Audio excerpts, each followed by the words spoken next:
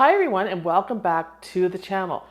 Today I'm going to share with you how my dahlias did when I stored them in the fridge, because I don't have a root cellar or a cold basement to store them in. My basement is just too warm, so I stored mine in the fridge in mulch. So I'll share an update on that, and then we're going to plant them up.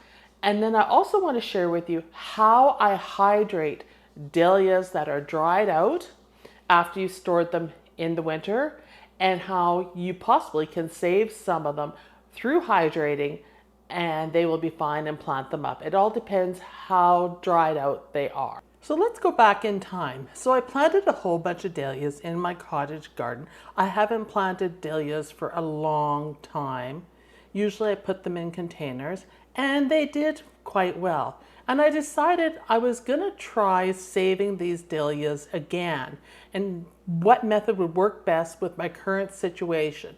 So when I talk about my current situation, I'm referring to the fact that I don't have a root cellar.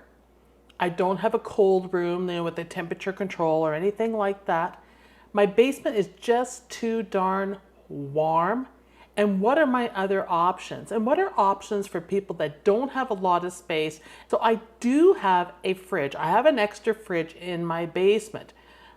And I thought, okay, this is a good solution that potentially would work for myself to store my tubers over the winter or winterize them, or to provide a solution for other people who don't have a lot of space, where they have a couple favorite dahlias that they like and want to keep and can store it in their actual fridge.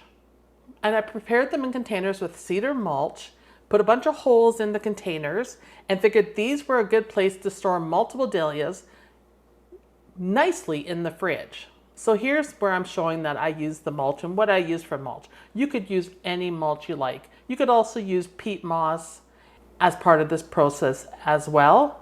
But mulch was the easiest, fastest, and I needed a product that I could wet down to prevent the dahlia tubers from drying out over the winter. It was really a simple process to prepare these. It was fill the bin up with mulch, cut back the dahlias, and validate them that they were okay, or at least close to being okay and not dried out. And then labeling the ones I knew, because I did buy a number of dahlias that were in mixed packages, which I do every year because I like the surprise of not knowing what you're going to get. And then the ones you like, you can try to identify on the internet and keep them. So that's what I did. I then took the dahlias after I packaged them all up in the containers, and I'll let you know that the mulch was a bit moist, but not soaking wet. And I did the canna as well, and I stored them in my fridge in the basement for the winter. So here I am. I've took these out this week and decided, okay, it's time. I'm going to inspect them and face the reality of, did this experiment work or not? Because a fridge can be too cold. So you got to be careful you don't freeze them. So just be aware of that when you're doing this. You want to keep it good and cold, but not to the point it's going to freeze them. And so I pulled them out, and this is what I got. For any that did not look good, I went ahead and I soaked them in a dish of water to see if the eyes would sprout and if they would rehydrate the tubers so they were less wrinkled looking and thin. But I only did ones that looked plump enough that they had potential to rejuvenate. Well, here they are. This is what is left. And I just soaked this one again. It's pretty shriveled up to see if eyes would appear or not. And I'm going to give it a couple days to see if it starts putting on growth. But here are the other ones. They all got a spritz with my sprayer in the sink to see if they would sprout. And they look pretty good for the most part. And let's examine them closely. So this is Labyrinth. You can see here, tubers are firm and hard. You can see the stems here. Your eyes are these little bumps right here. Those are your eyes. And if you wanted to split this, you could. You could save this tuber and maybe a combo of this one and this one here. Did my experiment work with these, putting them in the fridge? Yes, it did. If you look real close right there, there is an eye starting. And the reason I know that that's an eye starting, even though it's red, is because I have some other ones here that were red like that and that are taking off. And this one you could split. You can see here, sometimes the eyes are red and sometimes they're green depending on the color of the plant. And this is labyrinth too. So it makes sense that both these are labyrinth and that the eyes are coming up as red. So this was a success. Here is another one here. I am waiting for it. This is Cafe au lait to show signs of the eyes. There's one right there coming. So that tuber is viable. It is a little wrinkly, but it is firm. So that was a success. Over here is another one. This is one of the miscellaneous ones. I wasn't sure if it was going to make it or not. And here we go. We got some growth. So that one could be divided. And finally, we have this other one right here that has shown the most promise. When I took it out of the mulch, it already showed a little bit of green. So we've got some really good growth on this one. So you definitely could divide this one too. You just got to look really hard and make sure that none of them are damaged. Like, I don't consider this damaged. These two were kind of rubbing together. I think it's fine, but you definitely want to take the tubers with these eyes, so you want to split. My feeling on these right now is that they aren't really worth splitting because they aren't that big. This one here is the one that's the largest and well worth splitting because it has lots of tubers there that would be worth pulling, and it has a lot of eyes. You can see there's another eye there getting ready to open, one there. So you could take them with a knife and split those and use them. But I'm just going to put it back in the container again, and then I'll split it next season. I don't think it's that big that I can't do that because I'm going to put them in big containers on my deck. Since it's so early, I mean, it's April, I don't want to plant these up yet. I want to hold them over till I'm ready to put them in their forever container, because if I plant them up, I'm going to have to look after them, and I run out of space in my grow racks, and I don't want them leggy. I want them strong to handle the wind outside. Yes, I could put a fan on them and do that, but that's just not a method I want to do this time. Maybe another time I'll try it. So I'm just going to store them in a seed starting mix here that is moist, and we can moisten it some more and bury them in here. Something similar to what you get in the packages.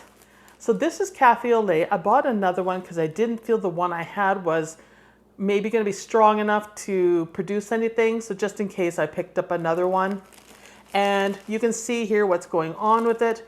We're seeing some growth happening there, and it can stay in the bag like this until planting time. I just need to keep an eye on it. If they start looking dry, I'm going to have to add some moisture to the bag and give it a quick spray, but I don't want them going crazy with growth.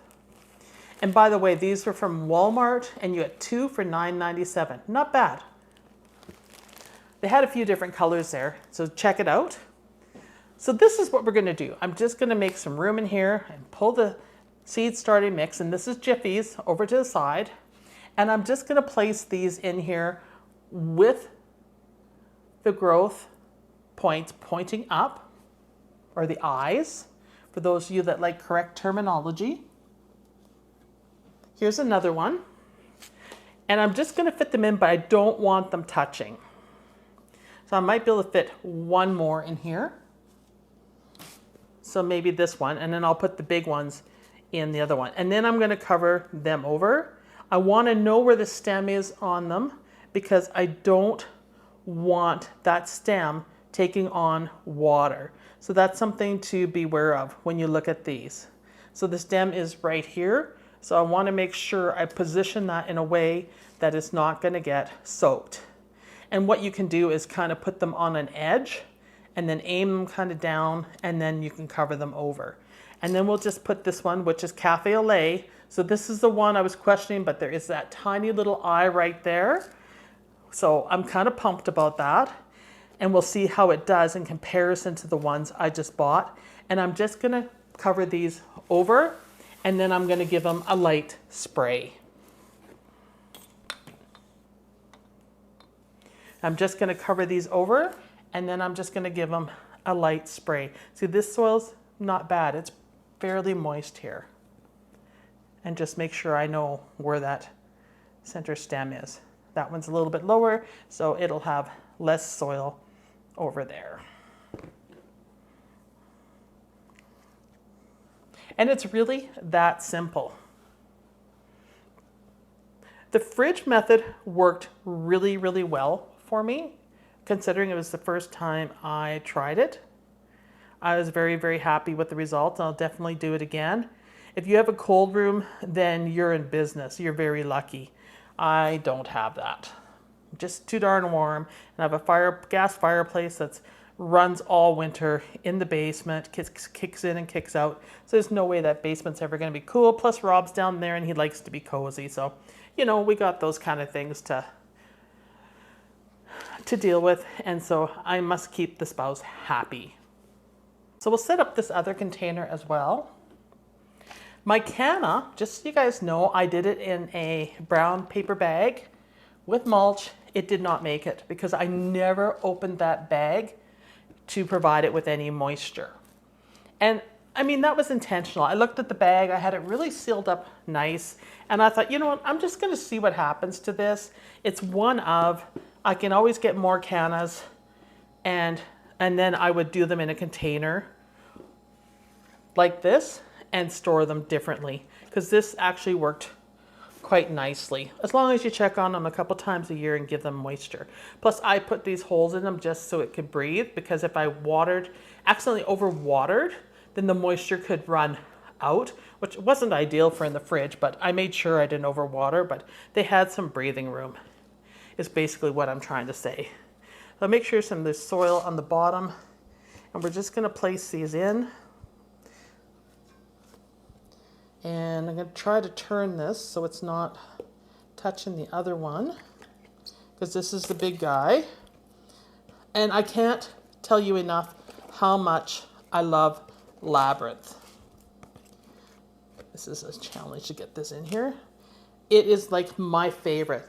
The pink with the yellow is just beautiful. It's just a real happy dahlia. Beautiful sized dahlia, great sized flowers, and pretty tough, much tougher than Cafe au Lait in my garden, in my experience.